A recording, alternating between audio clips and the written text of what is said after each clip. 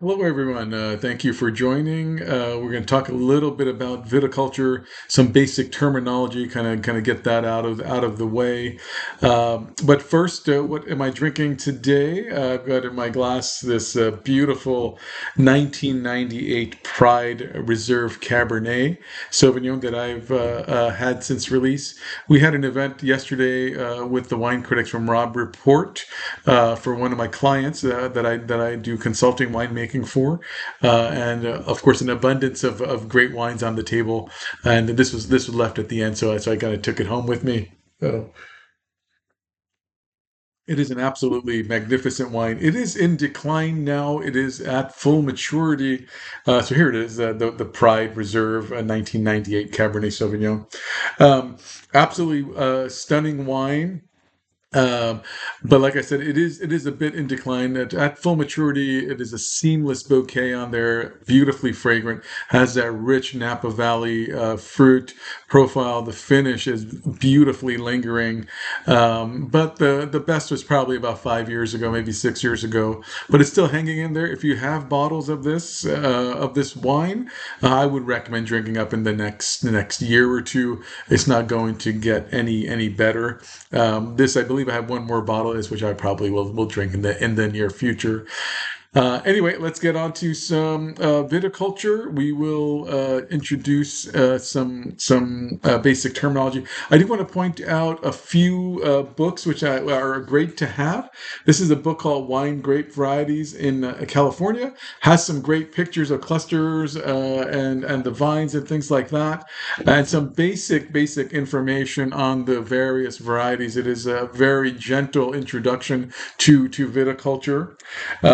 One of the classic textbooks, if you want to get a little bit more geeky, is The Biology of the Grapevine. Absolute classic. The author is three authors: Michael Mullins, Alan Bouquet, and Larry Williams. Maybe it's an older book, but it is fantastic. Another one, General Viticulture, by Winkler and a few other authors.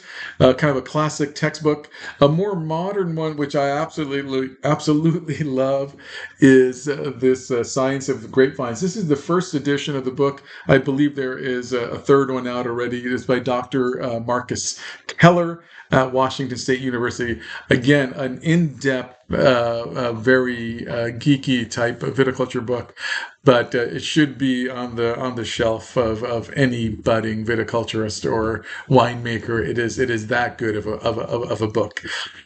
All right, so let's go ahead. I'm going to switch views here if I can do this. You have to bear with me. I'm learning the software and stuff here. Hopefully this looks okay. I'm going to jump to the PowerPoint presentation. So this picture is actually from that wine varieties book in here. Hopefully it's okay to use. Hopefully there shouldn't be any issues. So I'm going to just talk through the basics of the vine, grapevine, and then go through some terminology here. We'll start with the leaf. So grape leaves kind of come in three main varieties, defined by their lobing. This is a five-lobed leaf. Hopefully that's pretty apparent. We got the basal lobes right here. This here is the petiole. This is what attaches the leaf to the shoot, right at the little bit of protuberance called the node. So you have two basal lobes here, two lateral lobes, and opposite the petiole is the apical lobe. This is a typical of a Cabernet Sauvignon leaf. This opening here is known as the petiolar sinus, and these other openings here are the lateral sinuses.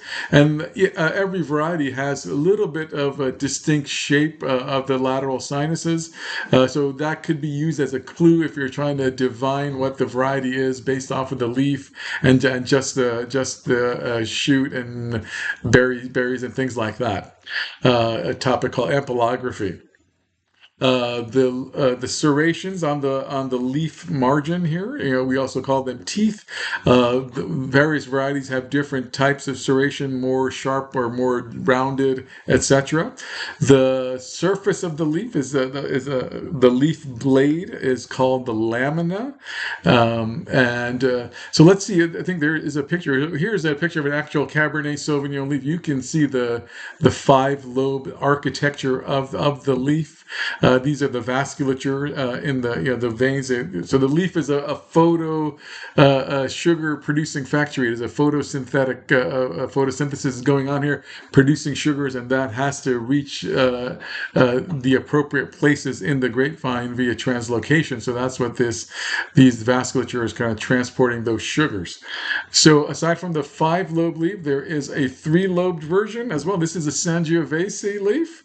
So you can see it kind of has these two basal leaves here and then the apical lobe. You can see the serrations are a little bit more defined, the teeth a little bit more sharper than the Cabernet. The petiolar sinus is also a little bit broader in Sangiovese. So you have the five lobe, three lobe, and then you also have a leaf that is no lobed. That is, we use the term entire if there is no distinct lobing. This is the Malbec leaf, right? So some Malbec leaves are you might see kind of a three lobed variety, but mostly they're entire leaves. That is, there's just one kind of blob, if you will, of a leaf. Let's see. So next thing I want to talk about is the shoot. So this is a kind of a picture of one here. So this would be attached to the cordon, kind of at this point. So the first few shoots first few leaves that emerge, there might be two or three that don't quite follow the pattern. But as soon as a leaf emerges, one thing I want you to notice is that the main leaves off the shoot, always alternate sides, right? So that's a key feature of the grapevine of Vitis vinifera in particular. Now, at that first place, the first node where it's attached, where there's something opposite the leaf, it will either be a cluster or a tendril. The clusters are typically at node positions 3 to 6, typically somewhere around there, and every shoot may have 1 to 3 clusters if it's a very, very fruitful vine. So the leaf architecture, so the leaves, like I said, alternate, and opposite the leaf will either be a cluster or a tendril. The tendril mechanism here is what so the grapevine it climbs on things, right? It's a vine, right? So it needs these attachment points, and the tendrils, once they touch something, will kind of wrap around it. And what's happening is that the vine is trying to rise up, so to speak, to get access to the sun.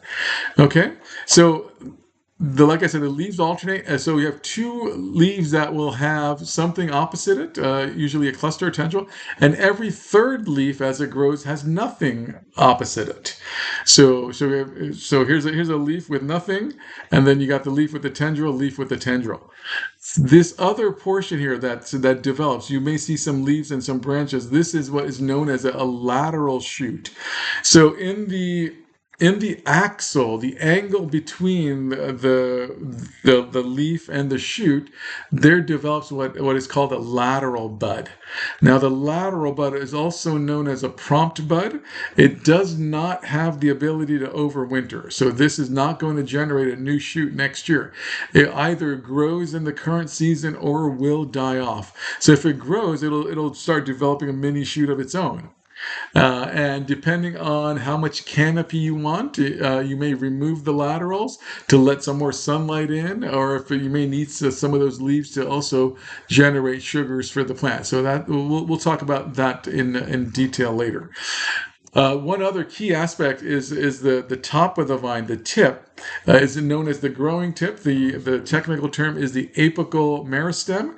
So this has the meristematic tissues that can differentiate into whatever the vine needs. It could develop into a leaf, it could develop into a cluster, it could develop into tendrils, etc. But that's where the growing point is. So if we were to cut that off, the shoot would stop growing. Actually, a hormonal signal would be sent through the plant saying, "Oh, the apical meristem has died for the shoot," and it would we start pushing all these other buds on the shoot. Again, we'll discuss more on that in a subsequent video. So one of the things I want to point out here is the distance between the nodes. I think I have it on the next slide. So here, where the leaves attach, it would attach on the side of the where the bud develops. In this case, it's a dormant bud. So the leaves would be here. So the distance between two nodes is known as the internode distance. And we do track that pretty aggressively throughout the growing season. Typically, we like to see it between around 2 to 4 inches, no more than 4 inches. Typically, if that internode distance becomes too long, that means the plant is too vigorous, perhaps has too much access to water or nutrients. You want to kind of curtail that vegetative growth so that it can eventually start redirecting the energy to fruit ripening. So that's a key measure that we use when we look at the internode distance. And I will talk about that previous slide had that dormant bud on there. I will talk more about, we'll do a full presentation on buds. It does get a little bit complicated. So for now, let's just keep things simple. Here we have a grape cluster. So if all the berries were filled in, you'd have a cluster like you'd buy at the store, your Thompson seedless or Flame seedless grapes at your supermarket. The cluster attaches to the shoot via a structure called the peduncle. And this lattice, if you were to take all the berries off, this lattice framework that is here is known as the rachis. Rachis, rachis. And then the berries themselves are attached to the rachis via the pedicel, Pedicel. So the attachment structures for the leaf is a petiole. They all start with P, right? The leaf attaches to the stem via a petiole. The cluster attaches via the peduncle, and the berries attach via the pedicel. And here is probably the most common training system trellis that we have in the States, called vertical shoot positioning. If you were to go to just about any vineyard, this is probably what they have, something like this, right? So this consists of a trunk, a couple cordons that are kind of permanent arms that we lay on the fruiting wire, and then from that we will do the appropriate pruning to generate the shoots that will push in the year. And we typically have three pairs of catch wires. Approximately 10 to 12 inches apart or so. And as the shoots grow, we kind of catch it in the catch wires and keep the growth going in a vertical direction. And this is known as vertical shoot positioning. This is the irrigation wire. Virtually everything in Washington State is drip irrigated. Walla Walla gets only 11, maybe 12 inches of rain a year, mostly in November and March. And grapevines need about 18, 19 inches of water to make it through the growing season. So virtually all vineyards in Washington State need drip irrigation. And then one more picture here. So there's an actual grapevine here. Here, I believe, so this part here, this protuberance is the graft union. Most grapevines in the state have what's called a rootstock. Washington, for a while there, we do have a lot of own rooted vines. That is, the root system is the same as the variety above. So the graft union, you've got the rootstock. Everything below ground and above it is known as the scion. So if it's own rooted, the scion and the roots are of the exact same species. Reason we use rootstock is that we can find various rootstocks that ameliorate some type of deficiency, whether it's too much water, too little water, salinity conditions, perhaps a root louse like phylloxera or nematodes. There are certain rootstocks that are better equipped to handle those scenarios. So more often than not, we've discovered phylloxera here now in Washington State. For a while there, we didn't have it. So about 10 years ago, phylloxera started hitting Washington State. So now pretty much everything needs to be, anything you're going to plant and now or in the future should be on appropriate phylloxera resistant rootstock. And that's it. That's all I wanted to give a quick lecture on some of the basic terms that we'll use. And I will also go out to my property in the Rocks District. We'll photograph some vines as they're growing in the season. So subsequent videos will talk about what's happening at the various stages of the grapevine. Thank you for joining, and I will talk to you soon in another video. Cheers. Bye bye.